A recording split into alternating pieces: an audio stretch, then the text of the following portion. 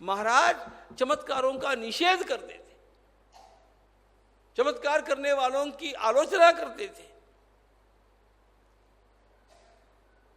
स्वयं महाराज ने चमत्कार करके कभी दिखाए नहीं, उनका बाजार कभी किया। ये सारी बातें अंतरंग शिष्यों को महाराज कभी कभी मौज के रूप में बतलाते थे, और ये बतलाने के लिए बतलाते थे कि इनमें पढ़ना नहीं।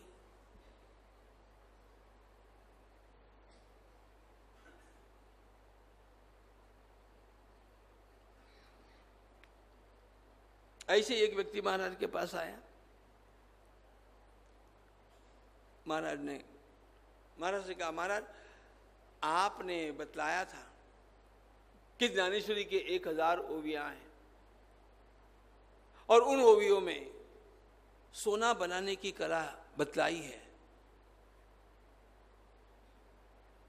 विद्यमान ज्ञानेश्वरी में 9000 ओवियां हैं। महाराज ये कहा करते थे कि ये ज्ञानेश्वरी की 1000 ओवियां आपकी भाषा में सेंसर कर दी गई,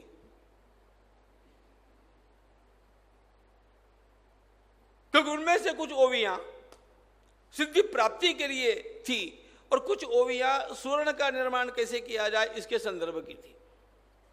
तो ज्ञानेश्वर महाराज बोल तो गए, लेकिन बाद में कहा कि भैया इतनी बातें उसमें से टाल दो, इसको प्रकाशित मत करो।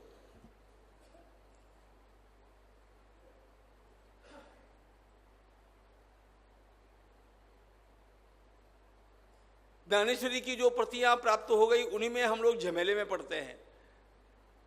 जिस ज्ञानेश्वरी की प्रति बनी ही नहीं, केवल ज्ञानेश्वर महाराज के मुख से वे शब्द निकले, महाराज को उन शब्दों का प्रयोग पता था।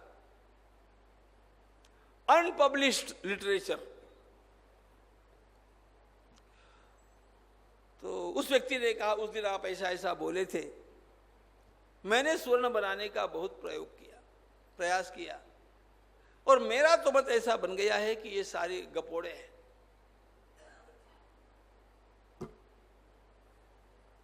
महाराज ने कहा, गपोड़े पोड़े कुछ नहीं है,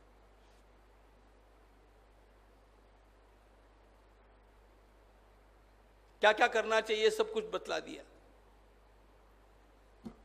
इतना करके मेरे पास लाओ, फिर मैं तुम्हें बतलाऊंगा उसमें और क्या डालना है। महाराज ने वो बतलाया, सारा का सारा सोना हो गया। महाराज ने कहा, होया सोना है ना, गपोड़े नहीं है ना। सीधा उठा करके सारा का सारा सोना नदी में फेंक करके आओ, जिस प्रकृति से लिया उसको दे दो।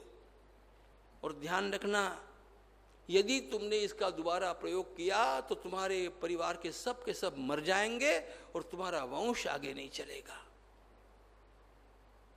मेरा जन्म सोना बनाने के लिए नहीं है।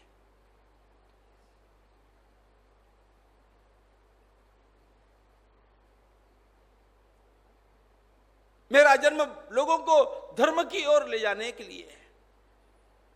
यह मैंने तुम्हें केवल इसलिए बतलाया कि ऋषियों के शब्दों का तुम्हें अविश्वास नहीं करना चाहिए।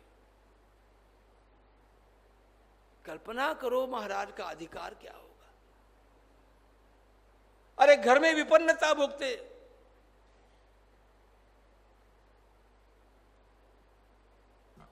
महाराज यही कहते, अपने प्रारब्ध को भोग करके समाप्त करो। रोग आ गया, शांति से सह लो, प्रारब्ध को काटो, नया प्रारब्ध निर्माण मत करो। आप आज सत्कर्म करो, आपका भविष्य में कल्याण होगा। पिछली जो बातें आपत्ति के रूप में आपके ऊपर आ गई, उस प्रारब्ध को प्रारब्ध कर्मणाम भोगादेव क्षया।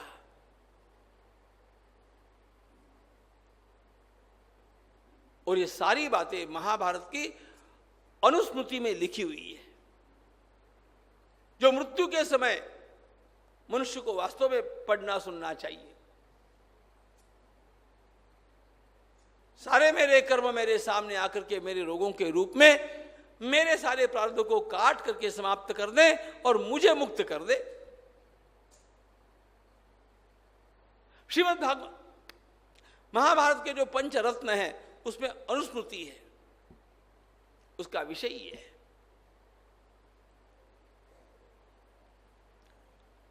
उत्तम साधक को प्रारब्ध के सारे कर्म काटने के लिए उनको शांति से सहने की तैयारी करनी चाहिए।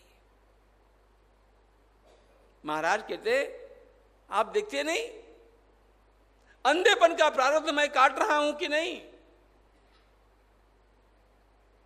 महाराज कहते, मैं चाहूं तो मैं आज मेरी आंखें ठीक कर सकता हूं, करने वाला नहीं हूं।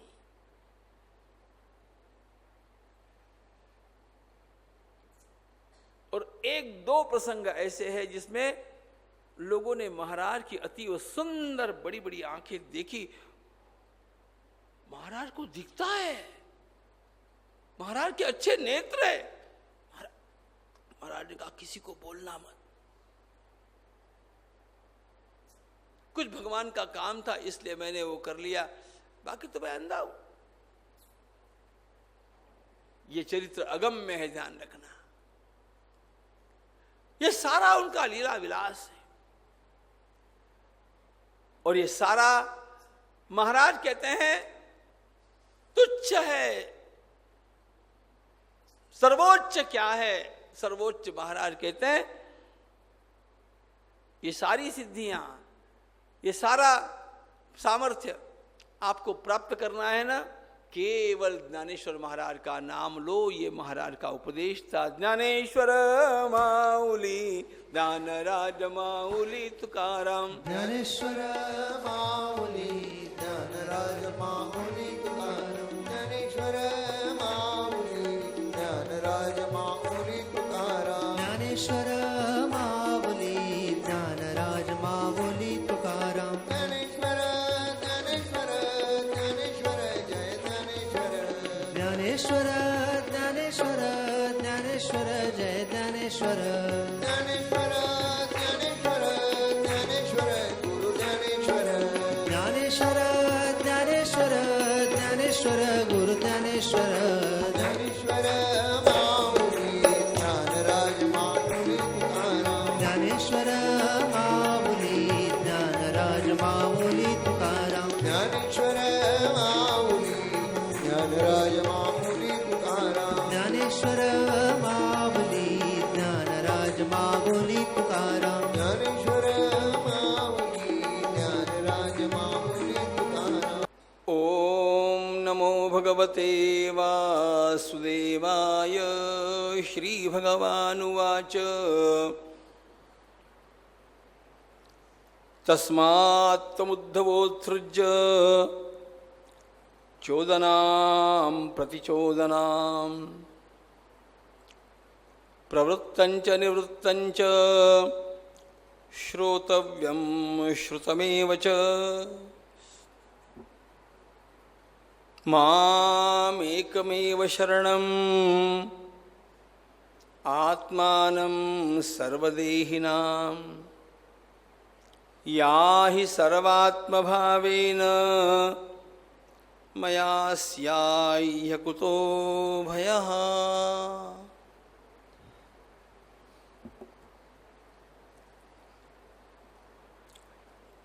आनंदकंद परमात्मा श्रीहरि हम सब लोगों को उद्धव जी के माध्यम से कृतार्थ करते हुए सर्वोच्च सिद्धांत के रूप में भक्ति का और भक्ति के हृदय शरणागति का प्रतिपादन करते हैं। ईश्वर शरण जीवन क्या होते हैं, संतों के माध्यम से हम लोगों को उसी का दर्शन होता है। उसमें भी जिस अद्भुत अपूर्व जीवन का अवलोकन हम लोग कर रहे हैं वह तो केवल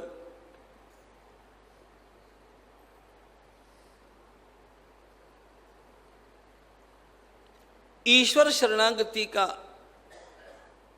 सबसे दिव्य उदाहरण है। बाह्यता देखा जाए तो संत श्री गुलाबराव महाराज के जीवन में प्रतिकूलताओं ने कोई कसर नहीं छोड़ी। बालांधत्व, बाल्यकाल में ही अंधत्व आया, शैशव में ही। 4 वर्ष की अवस्था में मां की मृत्यु हो गई।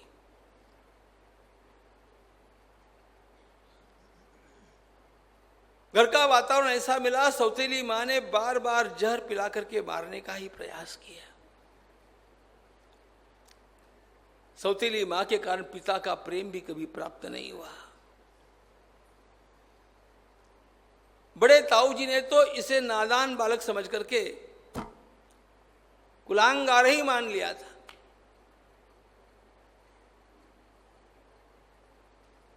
पढ़ने की कोई व्यवस्था ही नहीं थी।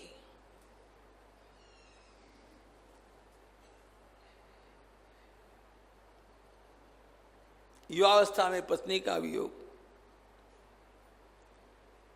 भगवती मायाबाई मणिकर्णिका माताजी जिस समय दिवंगत हुई, महाराज 24 वर्ष के थे।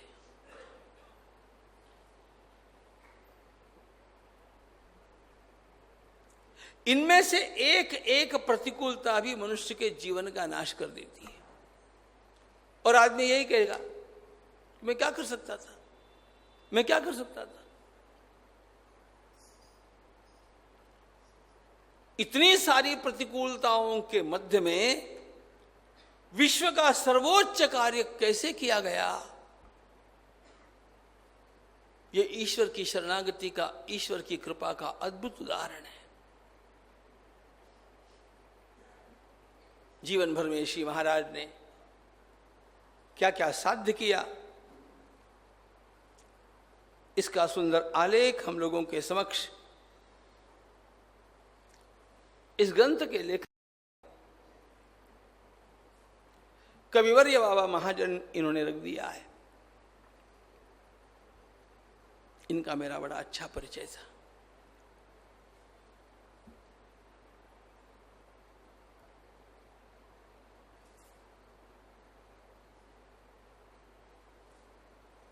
विलंब से महाराज के साहित्य के सानिध्य में आकर के भी महाराज के हृदय तक पहुंचने की क्षमता जिन लोगों की भक्ति भावना में रही, उनमें बाबा है। इसलिए जिस क्षण उन्होंने अपना ग्रंथ मेरे हाथ में रखा और कहा, महाराज इसका प्रकाशन कौन करेगा, मैंने ग्रंथ को देखा भी नहीं, मैंने कहा बाबा आपका ग्रंथ है, प्रकाशन मैं करूंगा, आप निश्चिंत हो जाइए। ग्रंथ को मैंने देखा भी नहीं।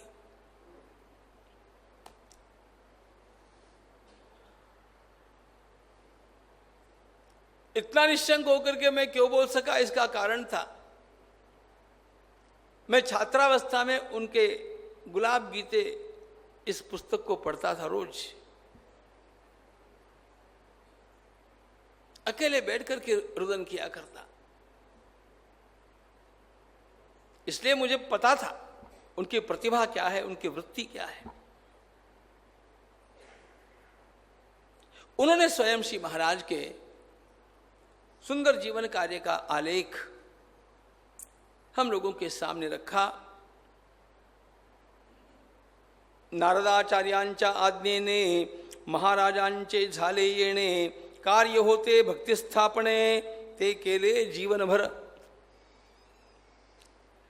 देवर्षि नारद जी महाराज की आज्ञा से, उनके आग्रह से गोलोक से श्री महाराज का इस पंचरतिका नामक गोपी का आगमन भूमंडल के ऊपर हुआ और भक्ति की स्थापना के लिए महाराज ने अपना सारा जीवन लगाया। त्यासाठी लेख लिहिले, त्यासाठी कवित्व केले, त्यासाठी वाद विवाद केले, पत्रे लिहिली त्यासाठी। कुछ लिखा तो उसके लिए लिखा, बोले तो उसके लिए बोले, लोगों के साथ विवाद किया, भक्ति की स्थापना के लिए किया। इतना लोक संग्रह, लोक संपर्क किया, भक्ति के लिए किया। किसी से महाराज का कोई जरा सा भी स्वार्थ नहीं था।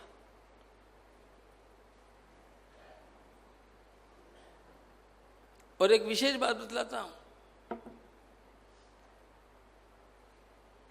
बहुत ज्यादा उनके पास आकर के उनके शरीर की चिंता जो लोग करते ना, आपका स्वास्थ्य ऐसा वैसा, महाराज उनको तिरस्कार से दूर करते। वे कहते मेरे शरीर से प्रेम, ये मुझसे प्रेम नहीं है, भगवान से प्रेम मुझसे प्रेम है, मेरे ग्रंथों से प्रेम मुझसे प्रेम है, वेदों से प्रेम मुझसे प्रेम है।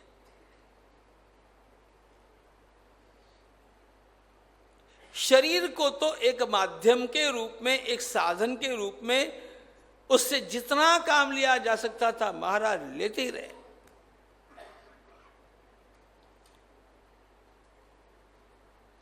हम में और उनमें अंतर ही है। हमने शरीर को साध्य मान लिया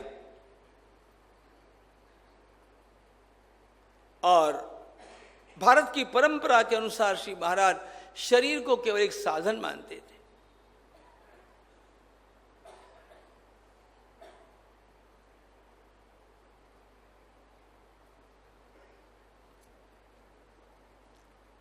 आत्मानंद की प्राप्ति के लिए शरीर एक साधन है। नरतन है साधन भव सिंधु तरलू, नरतन है साधन भव सिंधु तरलू, नरतन है साधन भव सिंधु तरलू, नरतन है साधन भव सिंधु तरलू। ऐसा समय फिर आए न आए, ऐसा समय फिर आए न आए, हे नाथ अब तो ऐसी दया हो, हे नाथ अब तो ऐसी दया हो, हे नाथ अब तो ऐसी दया हो, हे नाथ अब तो ऐसी दया हो। जीवन निरर्थक जाने न पाए, जीवन निरर्थक जाने न पाए, यह मन न जाने क्या क्या कराए, यह मन न जाने क्या क्या कराए, कुछ बन न पाया अपने बनाए, कुछ बन न पाया अपने बनाए। नरतन है साधन भव सिंधु तरलू, नरतन है साधन भव सिंधु तरलू, ऐसा समय फिर आए न आए, ऐसा समय फिर आए न आए।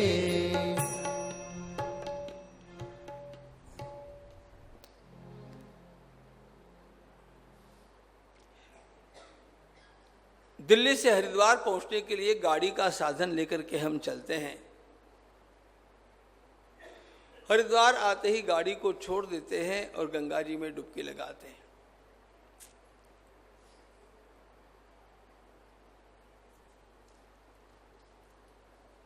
परमात्मा की प्राप्ति के लिए जीवात्मा को मिला हुआ साधन, ये वाहन, ये शरीर है, ये छूटना ही है। गाड़ी से उतर करके गंगा जी में गोता लगता है, गाड़ी छूटनी पड़ती है। उसी प्रकार शरीर नश्वर है,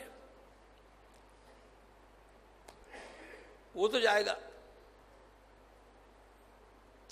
और उस समय सारा हिसाब किताब पूरा हो जाएगा, किसने कितना उपयोग किया। संत नामदेव महाराज की एक पंक्ति है, ज्ञानेश्वर महाराज ने अपनी आयु के एक एक क्षण का उपयोग किया।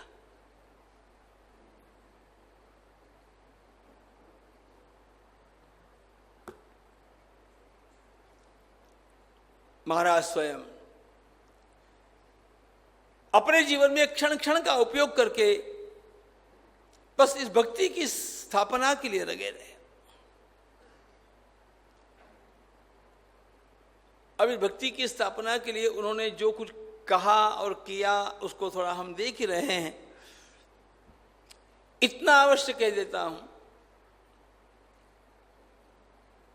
कि तर्कशुद्ध संस्थापना भक्ति की महाराज के पूर्व और महाराज के पश्चात भी किसी ने भी नहीं की है।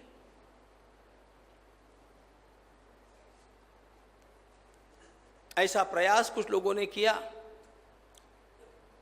भक्ति की स्थापना को तर्क शुद्ध रूप देने का बहुत बड़ा कार्य ज्ञान और भक्ति के महान विद्वान काशी के स्वामी मधुसूदन सरस्वती महाराज ने किया। उनका भक्ति रसायन बड़ा प्रसिद्ध ग्रंथ है।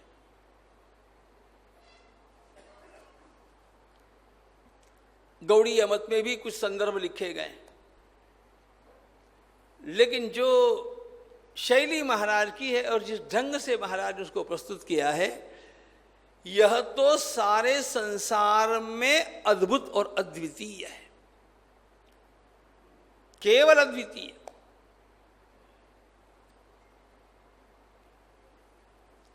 मुझे पता है कि मैं लाइव बोल रहा हूं, फिर भी कहता हूं, अगले वर्ष नारद भक्ति सूत्र के ही माध्यम से नहीं, महाराज के वांग्मय के भी माध्यम से आप जब सुनेंगे तब आपको लगेगा कि सारे विश्व में भक्ति की स्थापना इस प्रकार की किसी ने भी नहीं की है।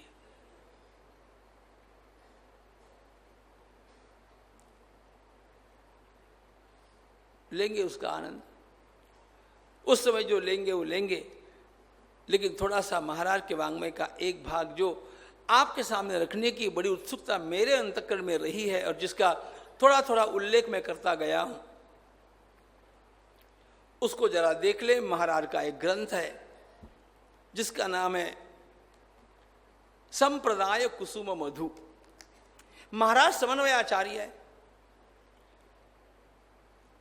देखो, महाराज को तो अभिप्रेत भक्ति है, परमात्मा से परम प्रेम कर सकना, अपने जीवन का, अपने अस्तित्व का संपूर्ण केंद्र ही केवल कृष्ण अथवा भगवान हो जाने और अखंड भक्ति का प्रवाह उनके चरणों की ओर निरंतर चलता जाए, ऐसा जीवन बन जाना, यही जीवन की सार्थकता है। उसके लिए महाराज किसी भी एक प्रकार के संप्रदाय के आग्रही नहीं है।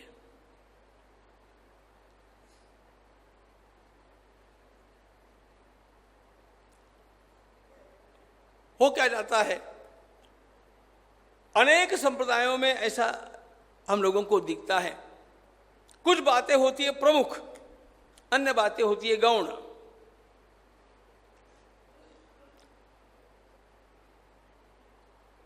उस पूरे संप्रदाय का स्वीकार करते ही इन प्रमुख सिद्धांतों के साथ, प्रमुख धारणाओं के साथ, ये गौण बातें जिनका वास्तव में बहुत अधिक उपयोग नहीं होता है और कभी कालांतर में वे उपयोगी कुछ रही भी होगी, लेकिन निरंतर उनकी आवश्यकता नहीं होती है, ऐसी भी अपने आप अपने गले में आ जाती है। महाराज ने देखो अपने को स्वयं को स्वतंत्र रखा। उन्होंने कहा मेरा संबंध कृष्ण से है, कृष्ण से संबंध जोड़ने के लिए जहां मुझे जो अच्छा मिलेगा वो मैं ग्रहण करने वाला हूं, और यही सही दृष्टिकोण है साधक का।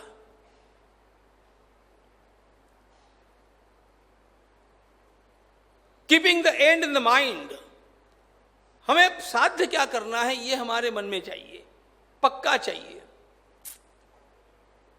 हमें दिल्ली जाना है ये हमारा साध्य होगा, अब बीच में कहीं जाम हो गया, हो जाता है, कहीं एक्सीडेंट हो गया, अब ये सीधी सड़क से तो जा नहीं सकते, फिर क्या करना, रुके रहो। अरे बगल से दूसरा एक छोटा रास्ता है, नहीं हमारा तो ये रास्ता है, फिर बैठे रहो।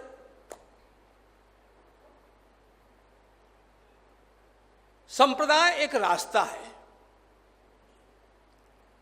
भगवान साध्य है, यह स्पष्ट होना चाहिए। और इसलिए कहीं एक आध बार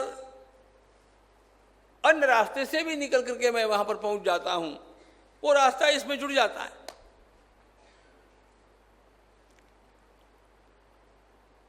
ये विवेक जागृत होना चाहिए। संप्रदाय के बिना उन्नति नहीं, संप्रदाय के अभिनिवेश से अधोगति है। संप्रदाय के बिना उन्नति नहीं है, लेकिन संप्रदाय का अभिनिवेश पकड़ करके बैठ गए। तिलक यहां से कि यहां से कि यहां से कि यहां से कि पता नहीं कहां से।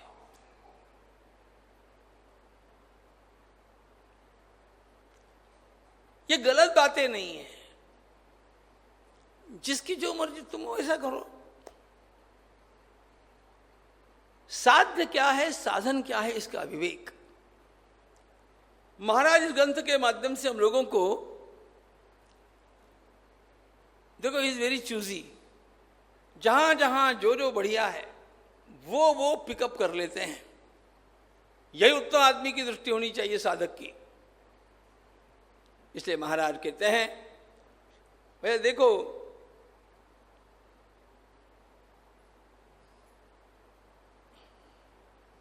गुरुक्ता सर्वेभ्यः संप्रदायेभ्यो मधुबिन्दुश्चिनोम्यहम् परित्यज्येष भक्तानां विद्वेषं हानिकारकम्। ये महाराज का छोटा सा ग्रंथ है, जिसमें वे कहते हैं मैं तो भ्रमर वृत्ति का हूं। हर एक संप्रदाय एक एक पुष्प है, और हर एक पुष्प भगवान के चरणों में चढ़ने वाला है। उसी प्रकार हर एक संप्रदाय से जीव का कल्याण ही है। लेकिन मुझे आदत ये लगी है कि मैं सभी में से अच्छा अच्छा चुनने का अभ्यस्त हो गया। इसलिए वे कहते हैं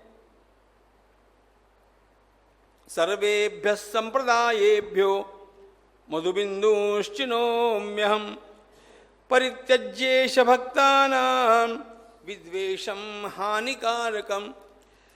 सबसे पहली मेरी प्रार्थना यह है कि कभी भी भगवान की भक्ति करने वाले लोगों को एक दूसरे का द्वेष नहीं करना चाहिए। भक्ति में सबसे बड़ी हानि होती है द्वेष से, और यह द्वेष होता है ये मेरी पार्टी में है कि नहीं, उसकी पार्टी में है कि नहीं। संप्रदाय कोई राजनीति के अखाड़े थोड़ी है, वो तो भगवान के पास पहुंचने के सुंदर मार्ग है। इसलिए इसमें द्वेष का कोई स्थान हो नहीं सकता। द्वेष करने वाला अपने को भगवान का भक्त कहलाएगा कैसे? इसलिए महाराज सबसे पहली बात ये बतलाते हैं कि हरिभक्तों को, वो जिस भी संप्रदाय के हैं, जहां भी है, जैसे भी है, एक दूसरे के मार्ग का द्वेष नहीं करना चाहिए।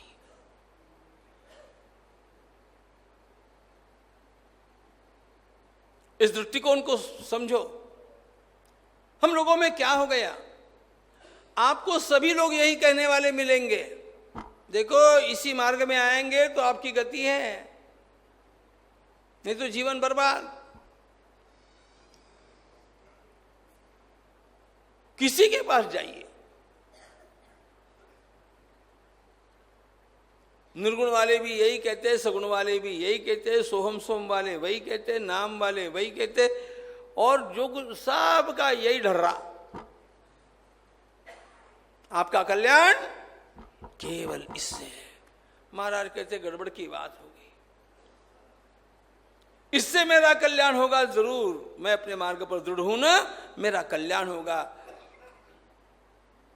दूसरा व्यक्ति उसके मार्ग पर है, उसका भी कल्याण होगा। Accept it, have that लिबरलिटी।